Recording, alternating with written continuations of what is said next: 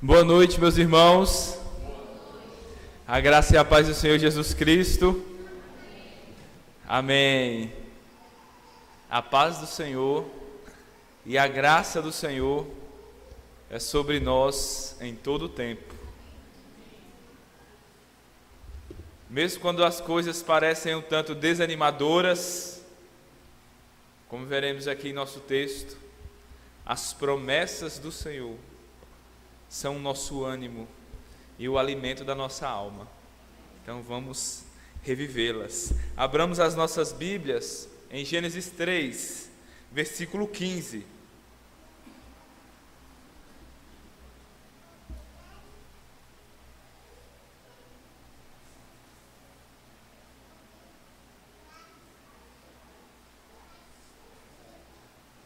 Gênesis 3, 15. Está escrito assim: e porei inimizade entre ti e a mulher, entre a tua semente e a sua semente. Esta te ferirá a cabeça, e tu lhe ferirás o calcanhar. Enquanto Deus está executando, proclamando o seu juízo de maldição sobre a serpente, ele diz: a descendência da serpente iria ferir o calcanhar da descendência da mulher, do filho da mulher. Porém, era o filho da mulher que esmagaria a cabeça da serpente.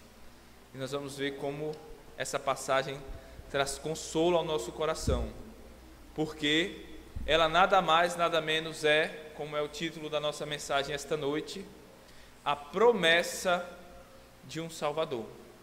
Vamos orar, meus irmãos, vamos até o nosso Deus. Pai Santo, nós clamamos a Ti, ó Deus, por tão gloriosa promessa, ó Deus, pois é a Tua promessa, Senhor, que fortalece o nosso coração, que firma o nosso coração e não permite que nós sejamos demasiado contristados, entristecidos. Ó Santo Deus, nós oramos a Ti, pedimos a Tua bênção, pedimos a Tua graça e pedimos também a Tua misericórdia, ó Deus. Senhor, nós Te damos graças também, pois nós sabemos que o Senhor ilumina as nossas trevas e que mesmo, ó Senhor, sendo nós pecadores e merecedores do inferno, assim como muitos outros que já estão lá, pela Tua graça e pela Tua misericórdia, o Senhor nos envia um Salvador, um segundo Adão, o descendente da mulher, o filho de Davi, o filho de Abraão, aquele que desfaz as obras do diabo e nos concede herança entre aqueles que são santificados. Ó Senhor, pelo sangue da nova aliança, o sangue do nosso Senhor Jesus Cristo, o qual ofereceu-se a Deus sem mácula, pelo Espírito eterno, para que nós pudéssemos ter a nossa consciência purificada de obras mortas, para que nós pudéssemos servir ao Deus vivo, enquanto nós aguardamos a vinda dEle, quando nós estaremos para sempre na presença do Senhor, sem mais pecado, sem mais diabo, sem mais tentação, e onde nós nunca mais veremos um pecador. Ó Pai Santo, nós oramos a Ti, ó Deus, ó Pai amado, por Tua tão grande salvação. Em nome do Teu Filho Jesus Cristo, ó Pai, nós oramos. Amém. Amém, meus irmãos. Graças a Deus.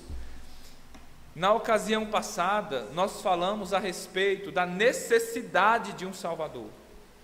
Quando nós falamos de salvação, é algo semelhante a nós falarmos de remédio. Perde o sentido se nós não soubermos para que serve aquele remédio e a necessidade que nós temos dele. Nós percebemos então que todos os homens, eles têm necessidade da salvação. Por quê? A resposta mais curta: porque todos são pecadores. Todos pecaram e destituídos estão da glória de Deus. Nós vimos como isso aconteceu ali no Jardim do Éden, quando o homem recebeu a ordem de não comer da árvore do conhecimento do bem e do mal, mas mesmo assim ele estende a sua mão contra a ordem de Deus, e então peca, e recebe todas as consequências nefastas do pecado sobre nós. Nós nunca devemos brincar com o pecado, ou subestimar a malignidade do pecado. O pecado cega, o pecado perverte, o pecado mata. Ele pode se apresentar ali de alguma maneira com uma cara agradável, ou talvez até um gosto desejável, como aquela fruta, mas comer do fruto do pecado traz consequências extremamente amargas. E a pior notícia: todos estamos condenados com este mal. Enquanto eu estava na faculdade, eu fui fazer estágio em uma instituição. Eu não vou falar o nome dela, mas era uma instituição que cuidava de crianças com HIV. Como essas crianças pegaram HIV? Elas foram contaminadas por seus pais.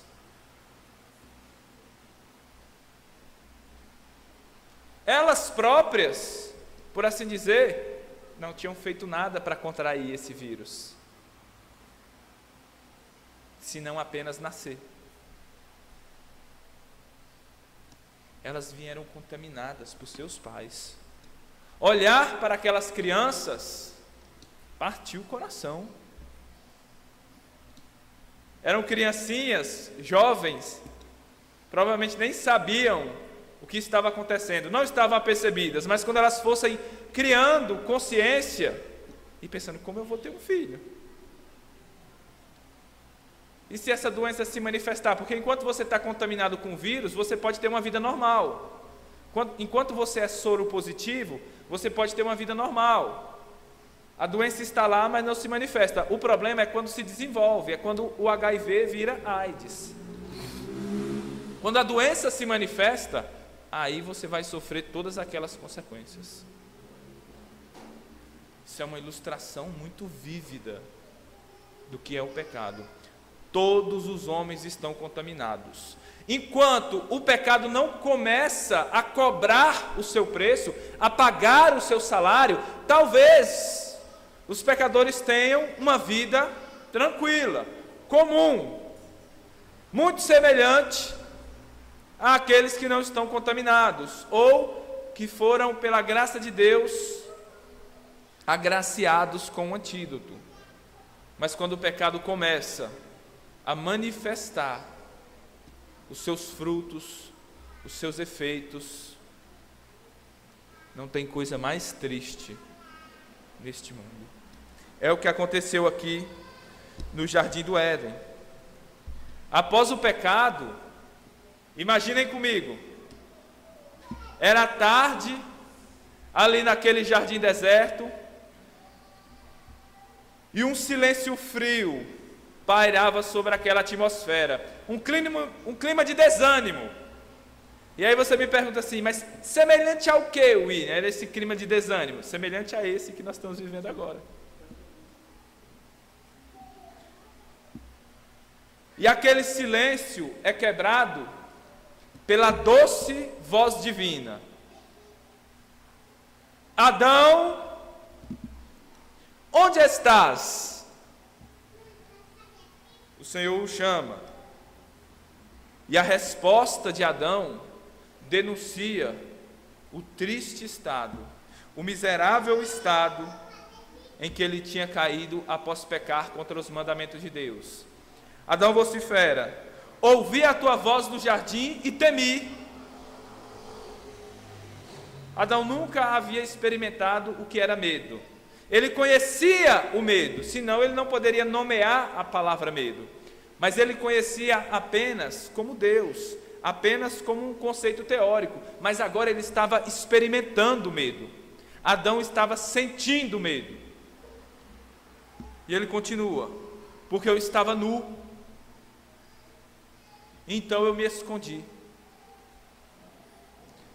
Deus então pacientemente interroga Adão, que agora havia perdido o fino manto da inocência e estava coberto de confusão.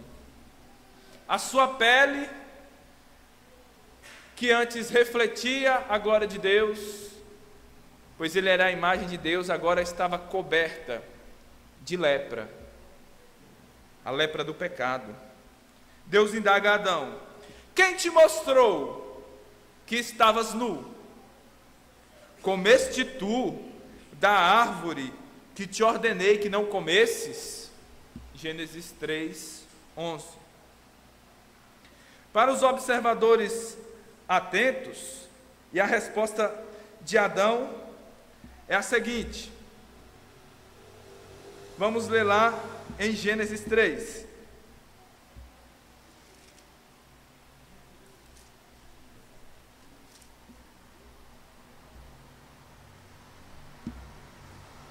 Versículo 12.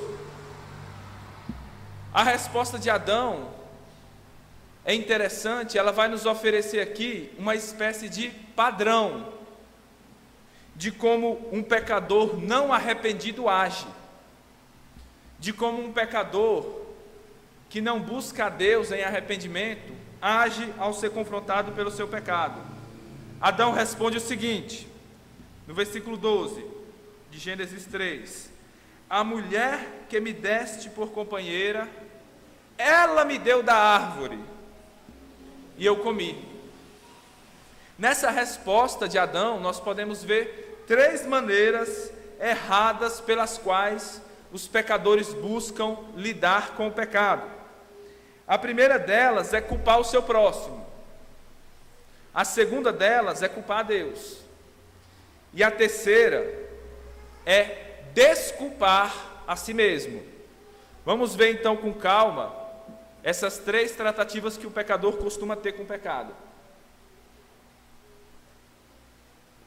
À medida em que eu vou falando, vai examinando a si mesmo, para ver se você próprio não está tendo esse tipo de tratativa com o pecado, que é característico do seu pai Adão.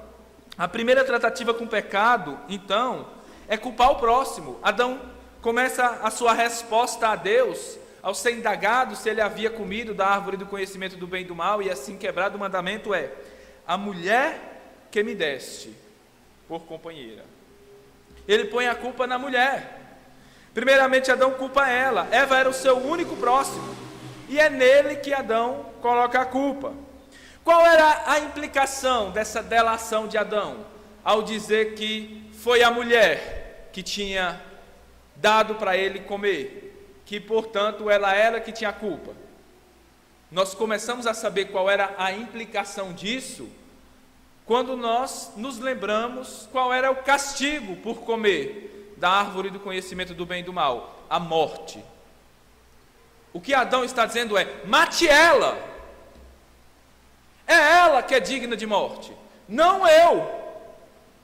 Se eu comi, foi por causa dela.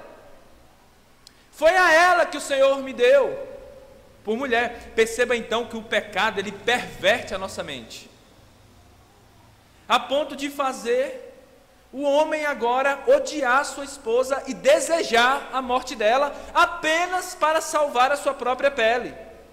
Apenas para evitar sua própria condenação, ele estava disposto a condenar a sua companheira. Por que nós temos problemas em nosso casamento hoje? Porque nós somos filhos de Adão.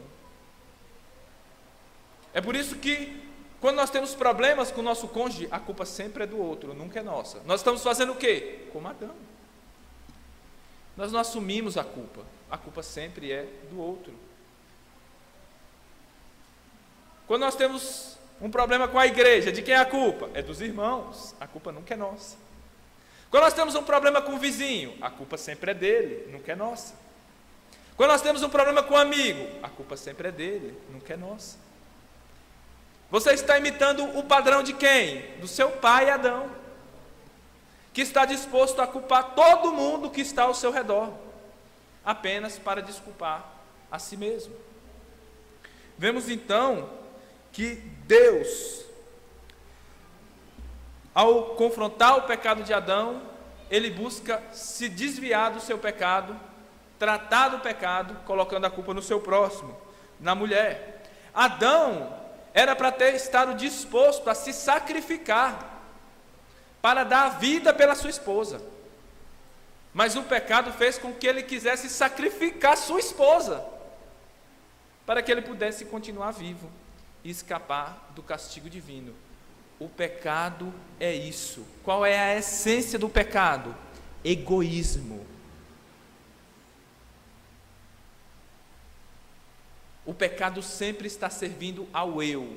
É por isso que Jesus Cristo vai nos dizer no Evangelho que aquele que quer servi-lo precisa tomar a cruz e negar a si mesmo. Por quê? Porque enquanto você está servindo a si mesmo, você nunca vai tomar a cruz. Você nunca vai ter outro Senhor. Afinal de contas, você é o seu próprio Senhor. Não é isso que o mundo hoje exalta? Faça aquilo que você acha que é certo. Não se importe com os outros. E Deus? Nem com Deus. Faça aquilo que você acha que te faz feliz. Que linguagem linda, né? É a linguagem de Satanás. É a linguagem da serpente. Não é errado se te faz feliz. Sirva a si mesmo. Busque os seus sonhos, os seus objetivos. Faça aquilo que é reto aos seus próprios olhos. Mas e Deus? E daí? Você é o seu Deus. É a linguagem de Adão e Eva, dos pecadores, dos nossos pais. Nós somos filhos deles. Nós tendemos a imitar o exemplo dos nossos pais. Tal pai, tal filho. Tal mãe, tal filhas. Somos assim. Não adianta negar esses fatos, porque são a realidade, estão diante dos nossos olhos. Nós podemos às vezes negar a doutrina da eleição, às vezes a doutrina da depravação total, a doutrina da predestinação, mas jamais podemos negar a doutrina da depravação total, a doutrina de que todos os homens são pecadores, porque isso está muito claro diante dos nossos olhos. Mas em seguida, Adão usa ainda uma segunda tratativa para com o pecado. Não satisfeito em culpar a mulher, ele diz assim: é a mulher que tu me deste por companheira. Adão então com essa resposta insinua que o problema foi a mulher, mas a mulher que Deus deu a ele. Ou seja, Senhor, se tu não tivesses me dado essa mulher, eu não teria caído. Se o Senhor não tivesse colocado essa pedra de tropeço no jardim do Éden, eu não teria caído. Eu caí porque tropecei na pedra, e só tropecei nessa pedra porque o Senhor colocou essa pedra aqui.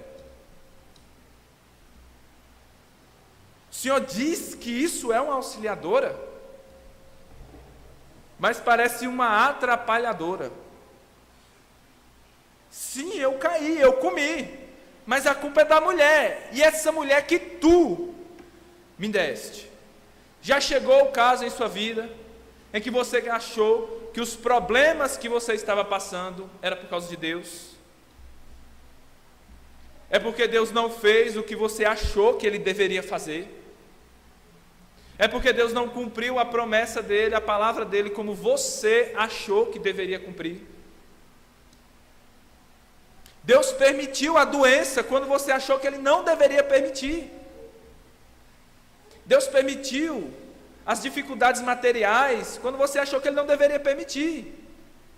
Deus permitiu que o mal abundasse quando você achou que Ele não deveria permitir. Então você peca. E aí você diz: eu pequei, mas... Porque também na situação que Deus me colocou, quem não pecaria numa situação dessa?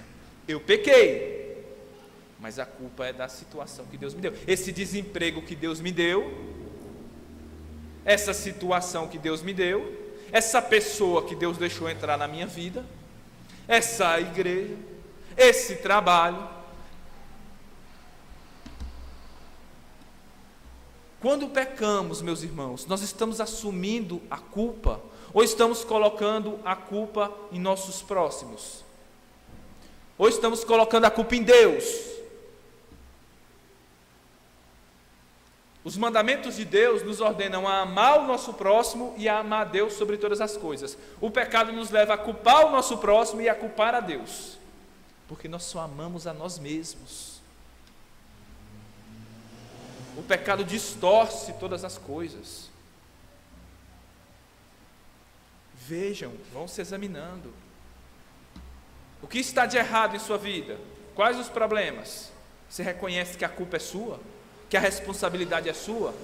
Ou a responsabilidade é do outro? Ou a responsabilidade é de Deus? Você está agindo como Adão? Se sim, você está acrescentando pecado a pecado. Ao invés de tratar do pecado, ao invés de se livrar deste mal, você está acrescentando mal a mal. A terceira tratativa do pecado, então, é: ela me deu e eu comi. Adão reconhece que pecou, confessa que pecou, mas ele não faz uma confissão genuína, dizendo: eu pequei e fiz o que é mal diante dos seus olhos. Não! Ele confessa o seu pecado usando desculpas. Eu comi. Eu confesso que eu comi, mas foi ela que me deu e eu comi. É assim que os pecadores tratam com o pecado. Ele atenua o pecado, é como se Adão estivesse dizendo: sim, eu pequei, mas eu só pequei por causa dessa mulher que me deste.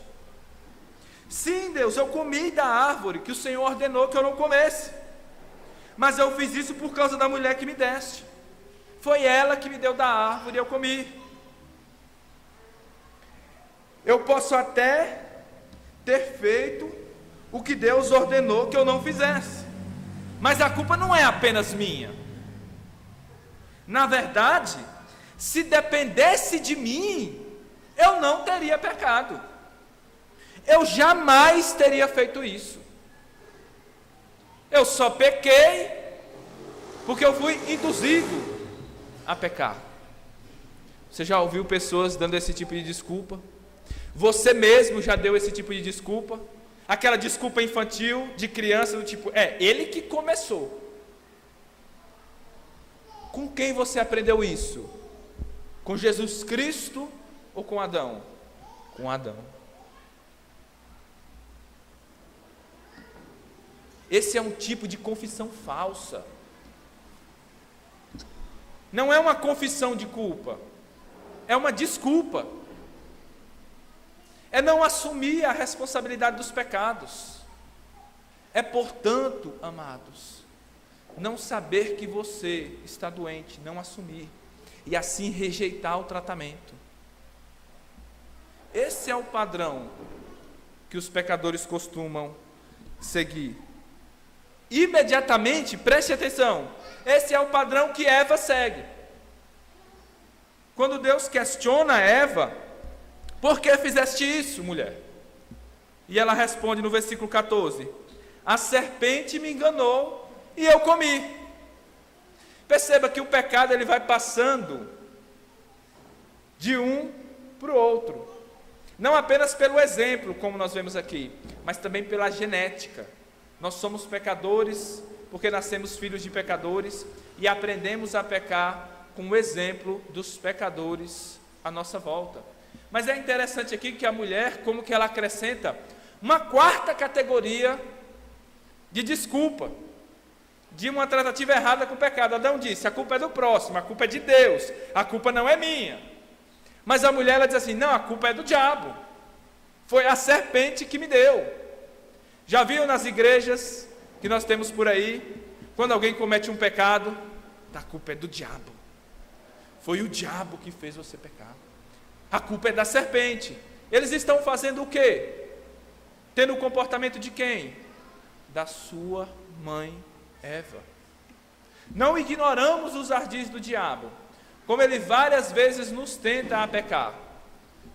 Porém, nós temos que saber muito claramente que isso é uma desculpa vã. Nunca ninguém pode ser justificado diante de Deus dizendo: eu pequei, mas a culpa foi da serpente. Não, a culpa é nossa. O diabo ele pode nos seduzir a pecar, Mas quando nós pecamos, Ele próprio vem nos zombar e condenar e dizer: a culpa é só sua. Eu incentivei você a fazer uma coisa que você mesmo já queria. A culpa é sua. Nós somos tentados a colocar desculpas para o nosso pecado. Por quê? Porque nós somos incapazes de lidar com o pecado. Completamente incapazes. Quando nós dizemos para o nosso filho: não faça isso, daqui a pouco nós pegamos ele dizendo: você fez o que eu mandei você não fazer? Ele: não, eu não fiz não, pai, não fiz, pai. Ele só consegue negar. Por quê? Porque ele é incapaz de lidar com o pecado. Todos os homens são assim, incapazes de lidar com o pecado. Quando nós saímos às ruas e evangelizamos e falamos: então você é pecador, a pessoa fala: eu não sou perfeito. Mas a Bíblia diz que o salário do pecado é a morte, então você merece a morte. Não, que isso? Deus perdoa, eu me arrependo, eu vou buscar os caminhos de Deus. A resposta deles, em suma, é exatamente essa resposta que foi dada por Adão e Eva. Eles usam de desculpas, eles usam de subterfúgios, de justificativas carnais. Nunca, meus irmãos, usemos de desculpas para com o nosso pecado, porque para nós crentes geralmente é isso, nós usamos atenuantes. Sim, eu creio, mas... E quando nós fazemos isso, nós estamos seguindo o mesmo caminho de Adão, um caminho de destruição, um caminho de morte, um caminho de perdição. Assim como Adão, nós temos uma boa desculpa para todos os pecados. Assim como a nossa mãe Eva, nós sempre estamos dispostos a dizer: não importa o que aconteça, que aquilo que nós fizemos não é tão pecado assim, ou tem esse e aquele atenuante. Nós podemos tentar nos justificar, mas isso consiste apenas em acrescentar pecado a pecado. Tentar se justificar a si mesmo pelas suas próprias obras, ou se achegar a Deus por meio da sua força, é como pular numa poça de lama e tentar de alguma forma se limpar. As desculpas que nós damos só servem para anestesiar a nossa consciência e nos levar para cada vez mais longe de Deus e para mais perto do diabo, para cada vez mais longe do perdão, da justificação e da vida, para cada vez mais próximo da morte, da maldição e da condenação. Nossos pecados só nos fazem mais parecidos, nossas desculpas pelos nossos pecados, só nos fazem mais parecidos com Adão e mais distantes de Cristo. É isso que as nossas desculpas fazem, e é isso que o pecador consegue fazer. Em si mesmo ele não tem recursos para fazer, ele não consegue se tratar dessa doença, ele está fadado a morrer. Diante do pecado, diante dessas desculpas, o que Deus faz? Deus não diz assim: então eu não sabia, Adão, que você tinha uma boa desculpa. Eu não sabia, Eva, que você tinha uma boa desculpa. Não. Deus começa a executar juízos devido ao pecado deles. Vamos ver no versículo 14. O pecado, ele está inseparavelmente ligado à maldição e à morte. Quando um rei antes ia para uma certa localidade, ele mandava os seus arautos, a sua comitiva. A comitiva dizia: o rei vem aí atrás.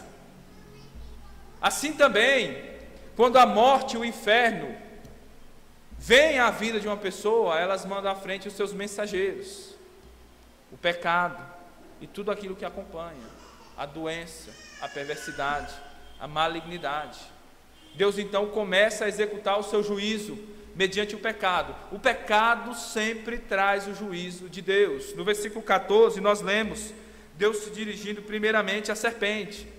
Ele diz a ela: maldita serás mais do que toda a fera e mais do que todos os animais do campo. Sobre o teu ventre andarás e pó comerás todos os dias da sua vida.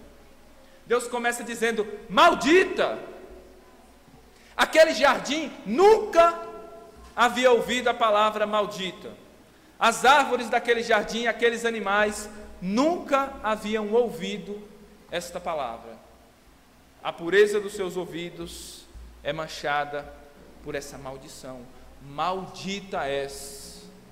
O clima fica pesado, tenso.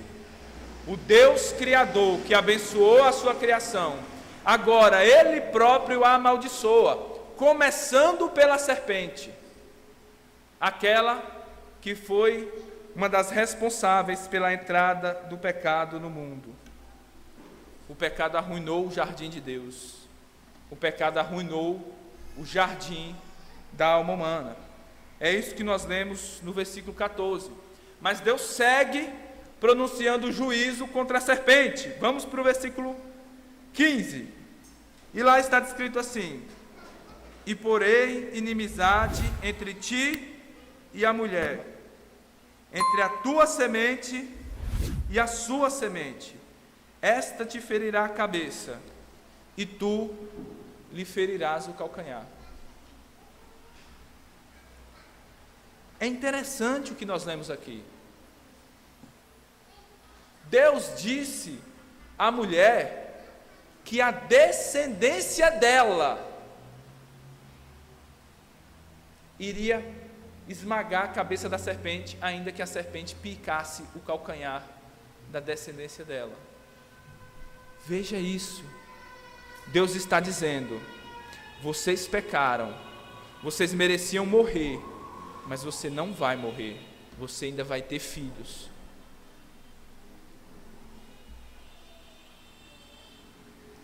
E o seu filho vai esmagar a cabeça da serpente, vai desfazer todo o mal. Aquele clima pesado, aquelas nuvens negras que pairavam sobre o jardim do Éden, de repente foram cortadas pelo raio de luz da promessa. O descendente da mulher iria esmagar a cabeça da serpente. Uma promessa de bem é misturada em meio à sentença de maldição. Uma promessa de vida em meio à sentença de condenação. A luz da esperança raia em meio às trevas da condenação. Uma promessa. Deus tempera a nossa amargura, o pranto e o choro, com uma promessa de salvação, uma promessa de esperança. Essa promessa foi como a arca de Noé, pairando ali sobre as águas do dilúvio. Para todo lugar que se via, era destruição e morte. Mas ali, naquela arca, estava depositada a nossa esperança. Ela era o símbolo da esperança da humanidade. Assim, semelhante a isso, foi essa promessa. A esperança, porque um descendente da mulher iria esmagar a cabeça da serpente, desfaria o mal causado por ela, e assim traria vida, traria perdão.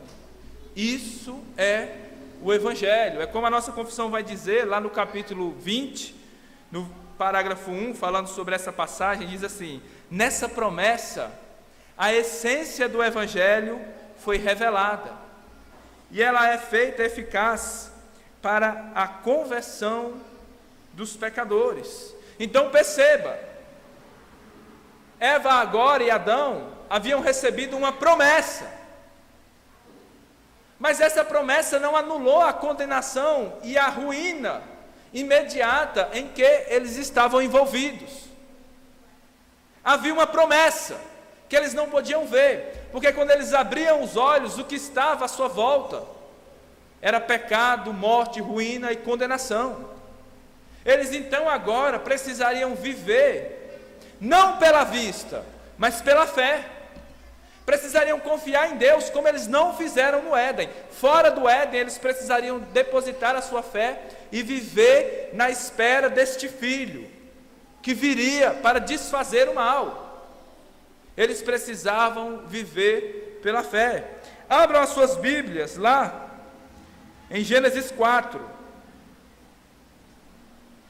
Deus prometeu a Eva que seria um dos seus descendentes que desfaria todo o mal ao pisar na cabeça da serpente e esmagá-la. Veja no capítulo 4 de Gênesis, como o registro bíblico é interessante. E conheceu Adão a Eva, coabitou com ela, sua mulher, e ela concebeu e deu à luz a Caim, e disse: alcancei do Senhor um homem, e o Senhor me auxiliou, e agora eu tenho filho. Imagine como o coração de Eva se alegrou com este filho. Ela disse: o Senhor me deu um filho.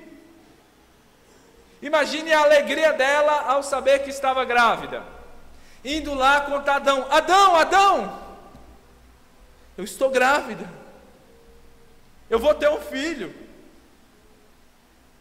Será que não é ele? É agora que Deus vai cumprir a promessa. É por meio do filho que a cabeça da serpente será esmagada, que esse mal, esse sofrimento em que nós estamos envolvidos vai ser desfeito. Alcançamos do Senhor o filho, a alegria, a esperança. Nós vamos ser restaurados, nós vamos voltar ao jardim do Éden, nós vamos voltar à comunhão com o nosso Salvador como antes. Todo o mal será desfeito. E Adão deve ter dito: glória a Deus, mulher, a maldição será desfeita. Esse mal em que nós estamos envolvidos, essa morte que nos cerca, tudo isso será desfeito. Graças a Deus, Ele nos deu o filho, o Senhor vai cumprir a sua promessa. Imagine como eles viam Caim crescendo. Esse menino vai pisar a cabeça da serpente. A nossa esperança está depositada nele. Ele é o filho da promessa. Ele é aquele que vai fazer aquilo que nós não podemos fazer. Deus falou a respeito dele. Deus tem promessas na vida desse menino. Ele vai nos trazer alegria. Então, quando eles têm outro filho, eles ficam ainda mais alegres. Eles pensam talvez: olha, se esse não for, pode ser que seja esse outro. Pode ser o nosso filho Abel. E os meninos crescem e parece que eles estão aguardando esse momento. A Bíblia não fala nada a respeito da infância de Caim ou da infância de Abel. Já os mostra grandes, trabalhando no campo, um na agricultura e outro na criação de animais. E de repente um dia cai uma bomba na família de Adão e Eva. Caim matou Abel. Um dos filhos não pode ser o descendente, ele está morto. E o outro, muito menos. Ele é um pecador. Ele é um agente de morte e não de salvação. Ele não pode salvar a si mesmo. Imagina que tristeza invadiu o coração de Eva e Adão. Imagina que desespero, que desesperança. Eles devem ter pensado: quem nos salvará então? Será que Deus falhou na sua promessa? Será que Ele também foi enganado como nós? E o coração deles sangrou e chorou. Imagine agora como seria para eles viverem naquele mundo agora sem esperança, aparentemente. Eles já não tinham um descendente que pudesse trazê-los. Quando Sete nasce, eles dizem: talvez aconteça a mesma coisa que aconteceu com seus outros dois irmãos. Já não há mais visivelmente motivos para a esperança. O tempo passa, Sete é vencido pela morte. Ele próprio não consegue vencer a morte. Como ele vai vencer a morte pelos outros? E assim, um após outro dos descendentes de Adão vão morrendo. Eles não conseguem salvar a si mesmos da morte, dos efeitos do pecado. Como eles poderiam salvar os outros? Mas então, à medida que a linhagem avança, nós encontramos um homem lá chamado Noé. E a Bíblia vai dizer algo a respeito de Noé. É interessante. Gênesis 9, 20, 21 diz assim: Noé, sendo Noé lavrador como Abel, como Caim. Mas então é dito lá na frente. Antes disso, perdão, meus irmãos, eu peguei a referência errada aqui. Gênesis 6, 9. Noé era um homem justo e íntegro entre os seus contemporâneos. Noé andava com Deus.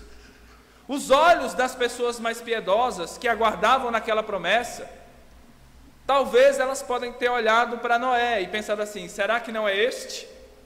Ele é um homem justo entre a sua geração. Noé andava com Deus, enquanto os outros andavam em seus próprios caminhos.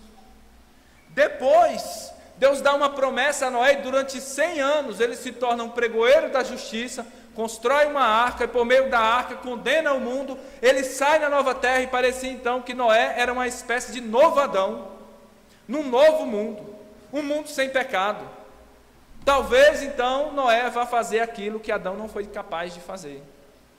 Mas logo após saírem da arca, Noé se torna um lavrador, e nós lemos em Gênesis 9: passou a plantar uma vinha, bebendo do vinho, embebedou-se e se pôs nu dentro da tenda. Novamente Noé peca. O pecado dele se torna também ocasião para o seu filho mais novo pecar. E Noé amaldiçoa o seu próprio filho. Mesmo naquele novo mundo, com um homem justo que andava diante de Deus, ele também era pecador. Ele era incapaz de salvar os seus próprios filhos. E assim o mundo parecia sem esperança, visivelmente. Nós tínhamos apenas uma promessa em que se agarrar. A única esperança era um filho, que viria, não sabemos quando, mas segundo a palavra de Deus, ele viria. E toda a humanidade deveria esperar nesse filho. No desenvolver então da história da redenção, Deus promete a Abraão que nele e na descendência dele todas as famílias da terra seriam benditas. Deus repete para Abraão o que ele tinha falado para Eva: Eva, a sua semente esmagará a cabeça da serpente. Deus repete a promessa para Abraão dizendo: Abraão, em você e na sua semente serão benditas todas as famílias da terra. O seu descendente trará essa bênção. Depois ele promete a Davi que um descendente dele iria reinar em justiça, iria desfazer o mal, assentar-se sobre o trono e estabelecer a justiça. O filho de Eva seria também o filho de Abraão e o filho de Davi. E assim o tempo passa, e vai uma geração e vem outra, vivendo em um tempo, meus irmãos, que parecia não haver esperança, visivelmente, senão somente pela fé. Como nós devemos viver neste mundo? Não pela vista, mas pela fé. Porque quem espera em Deus jamais é envergonhado, jamais é frustrado. O Senhor sempre cumpre a sua promessa. É o que diz Gálatas, capítulo 4, versículos 5, 4 e 5. Vindo, porém, a plenitude do tempo, o tempo que Deus disse para Eva e Adão, para Davi e Abraão, o tempo que Deus anunciou por meio dos profetas, vindo aquela plenitude do tempo, Deus enviou o seu filho, aquele filho tão aguardado, aquele que salvaria o mundo, o descendente da mulher. nascido de mulher. Veja como a Bíblia é clara em dar o detalhe: nascido de mulher. Ele é o Filho de Deus, também o Filho da mulher. Nascido sob a lei, para resgatar os que estavam sob a maldição da lei, a maldição do mandamento quebrado, a fim de que recebêssemos a adoção de filhos. É por isso, meus irmãos, prestem atenção, que o Evangelho de Mateus começa dizendo o seguinte: livro da genealogia de Jesus, ou seja, o livro que vai mostrar quem são os pais de Jesus, de onde é que Jesus veio, de quem Jesus é descendente. E o livro de Mateus começa dizendo: livro da genealogia de Jesus, filho de Davi, filho de Abraão. Se é filho de Davi, filho de Abraão, é filho de Eva também, porque todos os homens são filhos de Eva. Esse é o descendente, este é o filho que viria para desfazer todo o mal, para lidar com o pecado que nós não poderíamos lidar. Agora, o grande mistério que nós vemos na vida de nosso Senhor Jesus Cristo é que Ele não apenas é um homem, um descendente da mulher, um descendente de Davi e Abraão, mas que Ele é o próprio Deus. Deus sabia que se Ele mandasse um novo Adão, o próprio Adão cairia também, como Noé caiu, como todos os outros caíram e falharam, todos falhariam igualmente, não haveria esperança. Deus manda um homem, mas não apenas um homem, mas o Deus homem, o próprio Deus vem ao mundo. O próprio Deus rompe a história, na plenitude dos tempos, se faz um bebê, se manifesta no mundo, para quê? Para resgatar aqueles que não podiam resgatar a si mesmos. É apenas Deus, meus irmãos, que podem nos salvar de todo mal. É por isso que a nossa esperança nunca pode estar em qualquer outra coisa senão Deus. A nossa esperança de verdadeira bênção, bênção que ninguém pode tirar de nós, está não nas eleições dos homens, mas no fato de que Deus nos elegeu, de que nele, em Cristo, no Filho dele, nós temos uma esperança que não pode ser frustrada, não por nós mesmos, mas porque Ele veio nos resgatar, Ele veio nos salvar, Ele rompeu o mundo, o Filho de Deus nasceu entre nós. Para quê? Diz 1 João, capítulo 3, versículo 8: quem comete pecado é do diabo. Todos os pecadores são do diabo, todos. E aqui não há nenhuma boa notícia, mas apenas uma notícia terrível. Mas o texto continua: porque o diabo peca desde o princípio. Para isto o Filho de Deus se manifestou, para desfazer as obras do diabo, para tomar os filhos do diabo e fazer deles filhos de Deus, para quebrar as amarras de pecado que os mantinha ali em escravidão, morte, escravos do diabo, e dar-lhes a adoção de filhos.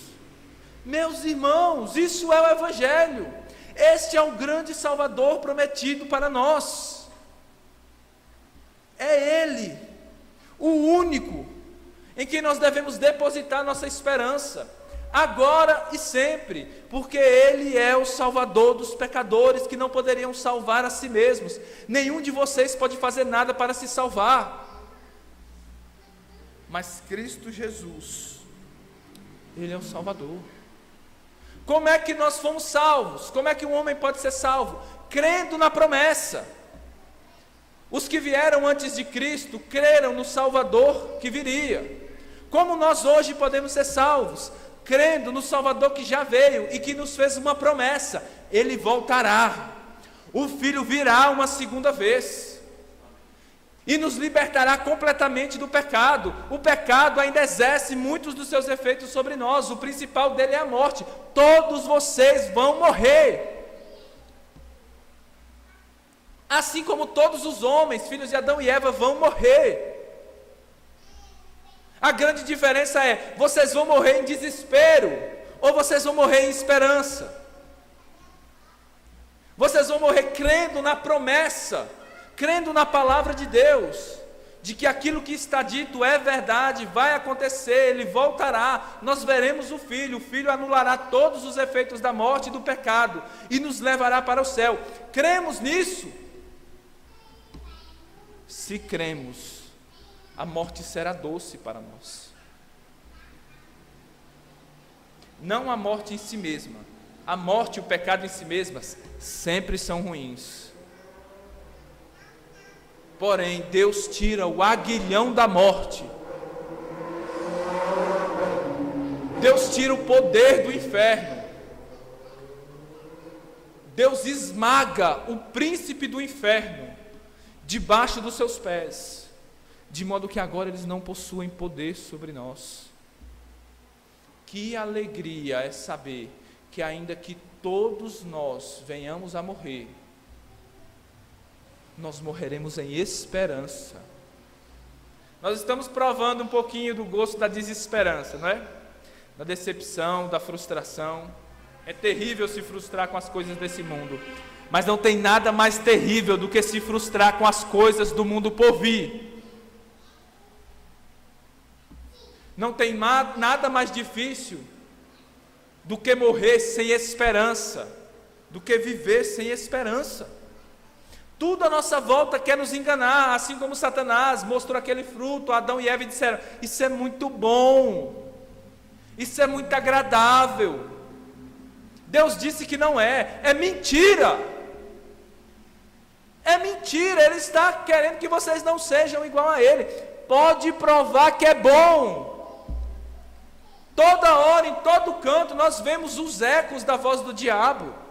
Não precisa servir a Deus, não precisa se arrepender do pecado, não precisa valorizar Cristo. Você está valorizando a Cristo demais, a palavra de Deus demais. Não, isso vai roubar a sua felicidade. Você não está sentindo o gosto doce da vida. Você está levando a palavra de Deus a sério demais. Toda seriedade é pouca. Meus irmãos, eu não estou falando aqui de qualquer assunto deste mundo, por mais importante que seja. Eu não estou falando de viver em um país comunista ou viver em um país que não é comunista. Eu estou falando em habitar com as chamas eternas e viver no céu com Cristo. Eu não estou falando de vida ou morte. Eu estou falando de muito mais do que isso. Eu estou falando de vida eterna e de morte eterna. Será que haverá alguém aqui no nosso meio que ainda está sem essa esperança e sem Deus no mundo?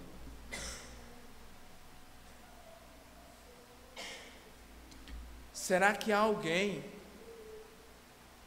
cuja esperança se limita a este mundo?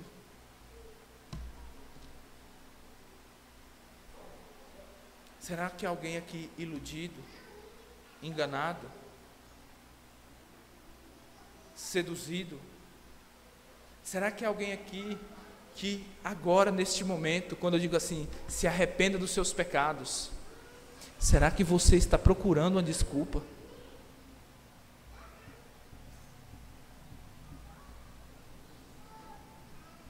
Será que você vai tomar qualquer outra atitude se não se render aos pés de Deus? Você vai culpar outra pessoa, culpar Deus, culpar o diabo?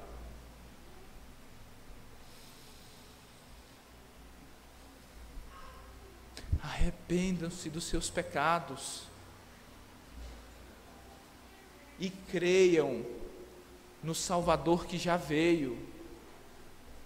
Não sejam incrédulos, mas crentes. Abracem a Cristo, Ele é o Salvador. Creiam no nome dEle, porquanto não há nenhum outro nome dado entre os homens pelo qual devamos ser salvos, senão pelo nome do Senhor Jesus Cristo, o Filho. Ele esmagou a cabeça da serpente, Ele desfez todo o mal, e agora Ele pode sim vencer o pecado. Como? Através da sua cruz. Enquanto Satanás pensava que iria, de uma forma ou de outra, vencer a Cristo na cruz, crucificando, É ali na cruz que ele dá o golpe final e derradeiro e destrói a Satanás completamente e nos dá esperança, uma esperança que não pode falhar, uma esperança pela qual nós devemos viver. Vivamos nesta esperança. William, é muito difícil perseverar em esperança, enquanto o pecado nos rodeia e um mundo de destruição que nos ataca o tempo todo. Realmente é muito difícil. Mas em Hebreus 11, como nós já lemos aqui, nos mostra uma galeria de pessoas que viveram pela fé, ali no Antigo Testamento, antes da vinda de Cristo. Se eles, com muito menos luz e conhecimento do que nós, puderam perseverar, como escaparemos nós, se negligenciarmos uma tão grande salvação? Salvação do pecado, e perseverarmos em fé. Perseverarmos em fé, meus irmãos. Nós vivemos, amados, para nossa própria tristeza.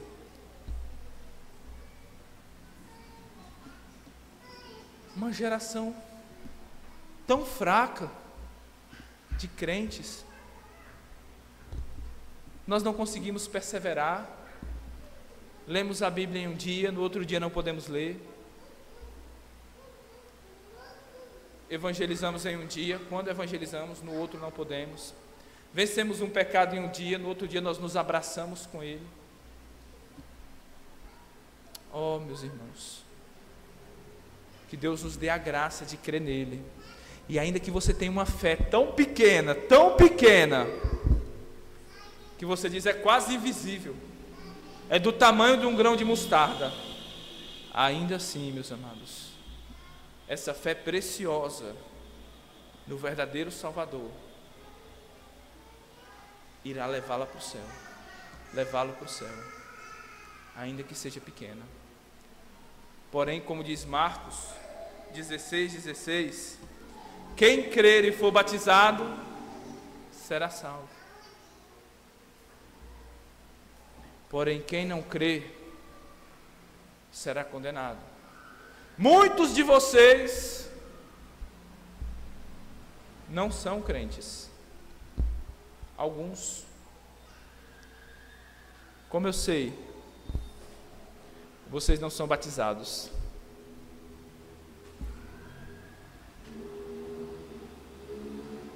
Vocês não creem. Não creem porque as dúvidas não deixam. Porque o pecado lança dúvidas em seus corações e não lhes permite crer. Mas o que impede de vocês crerem hoje, mediante a pregação da palavra? O que lhes impede de buscar a Cristo hoje, sabendo que a espada do juízo de Deus está sobre a sua cabeça?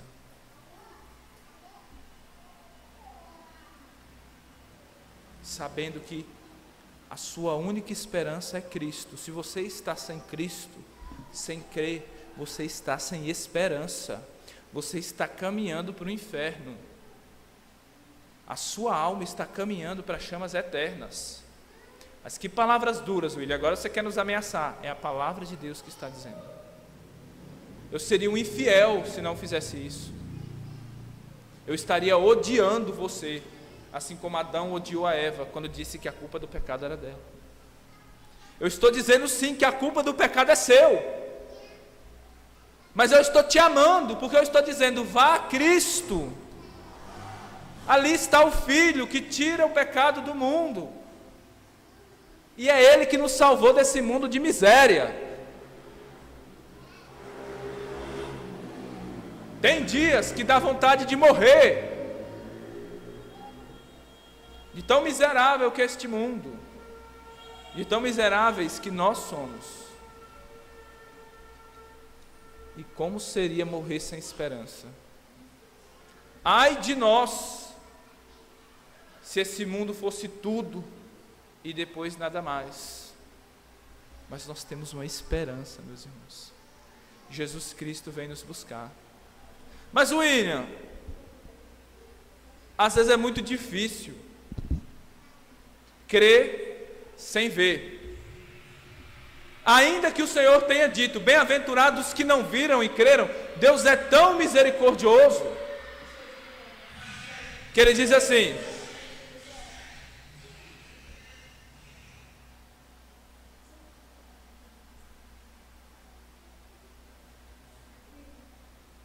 Camila está se sentindo mal.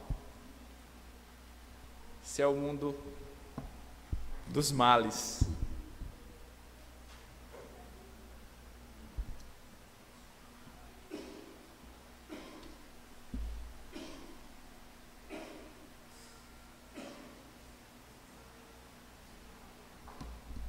Só existe uma maneira de nós escaparmos do desespero: a fé.